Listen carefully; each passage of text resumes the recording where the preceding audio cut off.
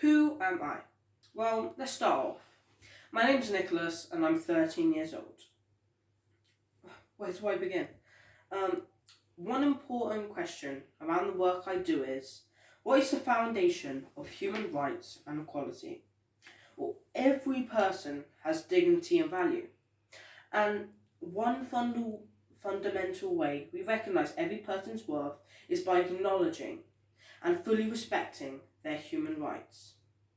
It's the values concerned with equality and fairness, recognition of freedom of choices, and how we can develop our potential as human beings to better the future generations and to make the world a better place. And now, this leads me on to my next question. Who has the responsibility to protect human rights?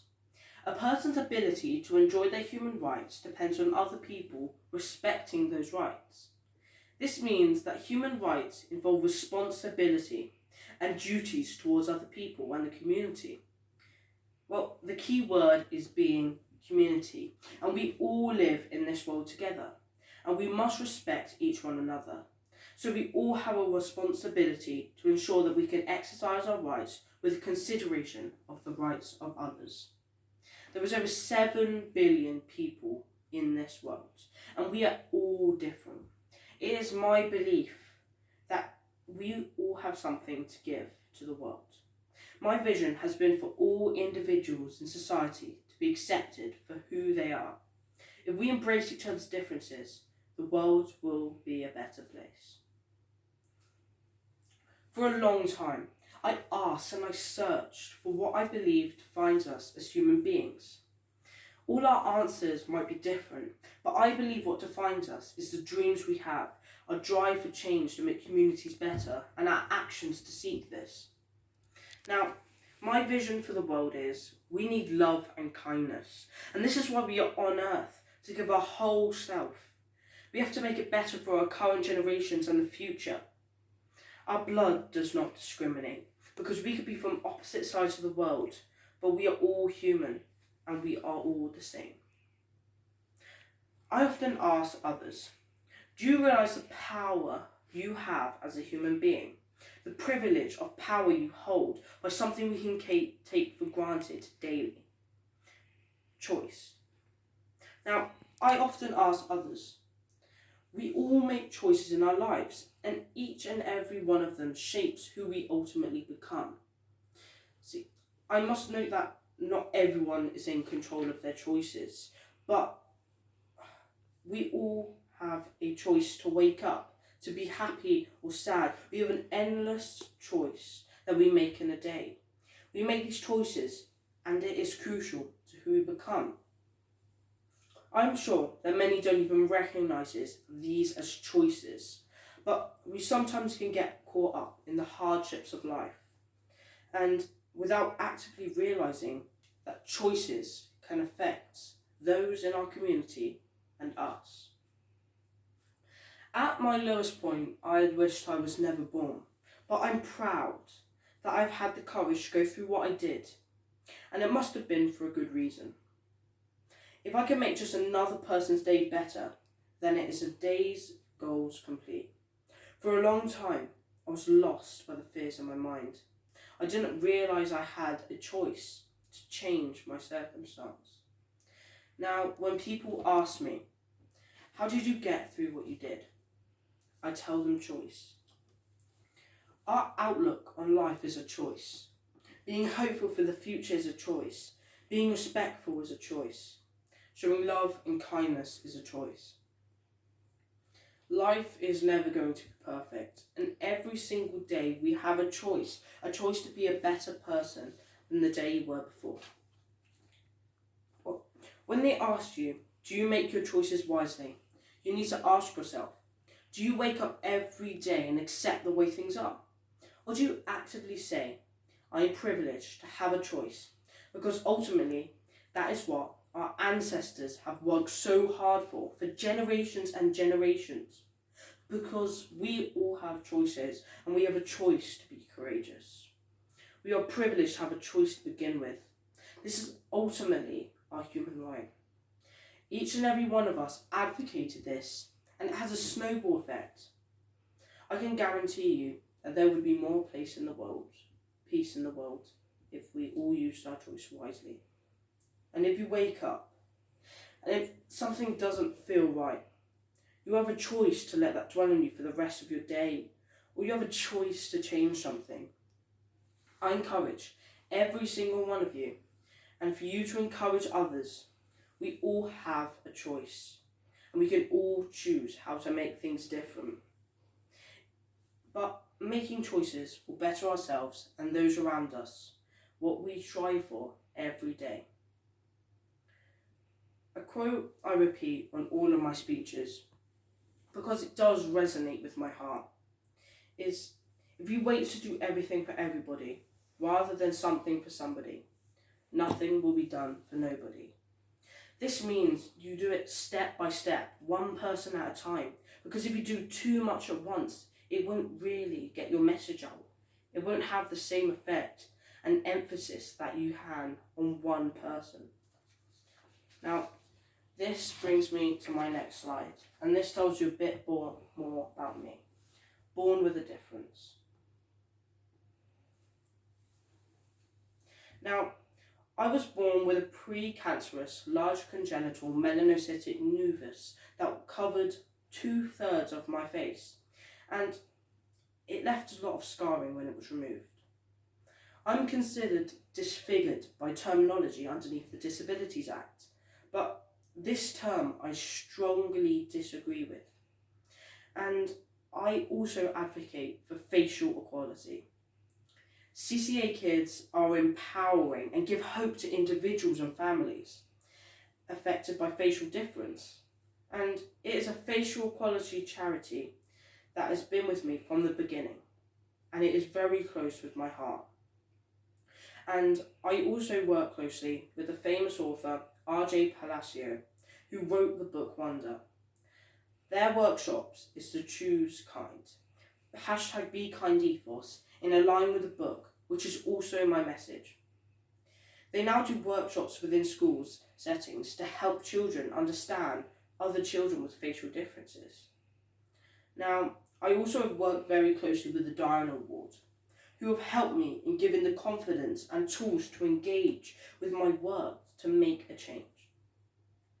Now, my journey started when I was born, and my parents decided to remove my birthmark when I was young for medical reasons, but it left scarring on my face, when I had surgery. But when I was younger, I took for granted what an amazing face I had. I hated it. I hated being different. But after years of being different and being judged by the way I looked, I decided to make a change. I tried to embrace myself, because we are all different in our own unique ways, skills, hair colour, where we live, but for me, it was my face. Being different is how we change the world. No one has ever changed something by blending in. So when I was younger, I made an oath to myself to try and help someone, because when I did that, I helped myself. I loved doing this, campaigning, giving motivational speeches. It was my passion. It is. Well, that was a dream for most of my life, but gradually it became a reality. The thing is, we all have our dreams, but most of the time we don't make it a reality.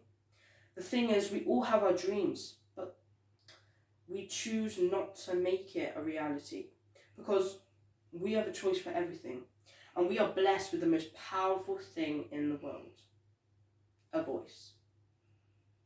With a voice, with the correct choices, and anything is possible. From waking up in the morning to travelling the galaxy.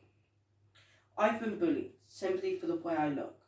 My message to everyone globally is we all have our differences. Now, for my third slideshow, I would like to talk about my journey and my beliefs. Now, all our lives have a purpose, and the impact we have on others stretches further than the small town we live in. Now, people have said to me before that you can't change the world. They're kind of right, because we can't do it by ourselves. We have no idea how much we can have a positive impact on the lives of others. Even through the smallest acts of kindness, we can have a positive influence on those around us. Our lives have a purpose, but that's only a small reason to value our life. Aside from serving others, our life should be viewed as the greatest gift.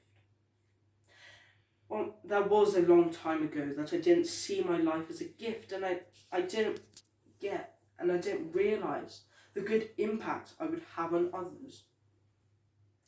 So, how did I change my purpose of life? Art, my passion. I use it to express how I feel, how I would like to see change in the world. By promoting love and kindness, I no longer have the mindset that I did when I was younger.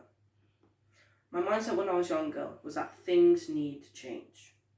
But now, I think I need to help make that change. And how I can make that change. This really started me on my journey of printing thousands of cards that featured my own art pieces. And I handed them out to the public and the community wherever I go. And I still do it to this day. I use my own pocket money. We have led the opportunity to have art exhibitions to show my art, which led to also visiting schools, hospitals, and even more. And now I do motivational speeches in schools. My cards raised awareness for anti-bullying and equality, facial equality and kindness. Having facial scarring and being bullied myself, I thought it was very important that others do not know how I felt. And I did make that change. And I used my passion, art, to show we are all different so we can accept one another and be kind. What inspired me is that we should all be able to achieve our dreams. By helping others, they have helped me too. And I want others to have self-belief as well. Sometimes I've lost faith from the way everyone was staring at me on the streets. It reminded me of when I was being bullied. And I campaigned for facial equality through the media and how people are perceived. I disagree that I was the first child with facial difference on the face of kinder. I wanted to change this because I felt the media didn't portray and express the true diversity in society. Why should I be the only one? Winning kinder was a special moment for me, but I believe we should all be given that special moment, an equal opportunity to show our true selves. And it shouldn't be an extraordinary occasion. We should be encouraged to be proud of our differences and not to feel ashamed of who we are.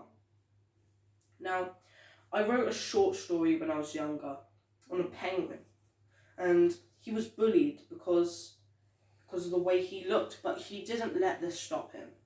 Now, this penguin wanted to come out of his comfort zone to find new friends, and he met a new friend, and they embraced each other's differences and talents, sent them to children who are met along the way who were poorly. Now, in 2019, my book was created into a theatrical play in Greece by a school which I'm an honorary member of. I was recognised for my work by the Cyprus High Commissioner in London, the Chair of Governors and the Commonwealth countries. I feel that my message has been spread globally, and it is so important for me. I'm proud of the work I have achieved. People have said to me before that you can't change the world, but they're not right. I have learned that we need to trust in the journey we are going through and not lose hope. Not everyone is mine, and we all have the ability to love, and we all have the ability to be kind. I believe if everyone was given the right education, the world would be a better place through love, compassion, empathy, and sincerity. Because we can overcome sometimes what we think we cannot. It was a challenge. That was the only one for my school to start an anti-bullying campaign and go to an ambassador training. To highlight, it was for the good and not negative, as some thought it was at first. And I developed skills that helped me have more confidence and good communication skills with adults and children. This is at the top of my goal.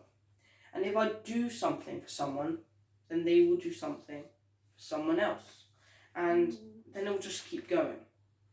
Education for me is very important. Everyone deserves an education, and no one deserves to feel like they cannot go to school because of bullying. Newspapers in the UK have said how inspirational I am with all the work that I'm doing. And I was sent so many messages by people saying how much I inspired them. But to me, it's what I want to do for the rest of my life.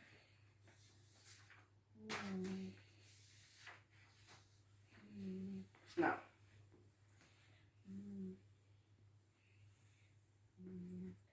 in the book Wonder, it says, everyone in their lives deserves a standing ovation. And that is something I stand by it. Because I got my standing ovation. But I believe that everyone in the world should get a chance to express who they really are. And if you put your mind to something, you can achieve it no matter what anybody else says. As long as you have the right mind and have the right choices, you can do it. Because young people have the power to change the world. Anyone can change the world. Now, this is another side. My story, your story.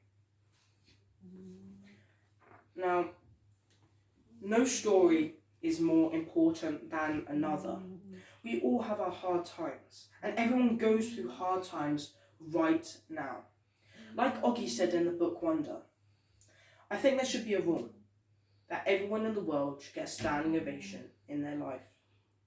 And now what is important is that we realise we all have the purpose in life, and our life is a gift.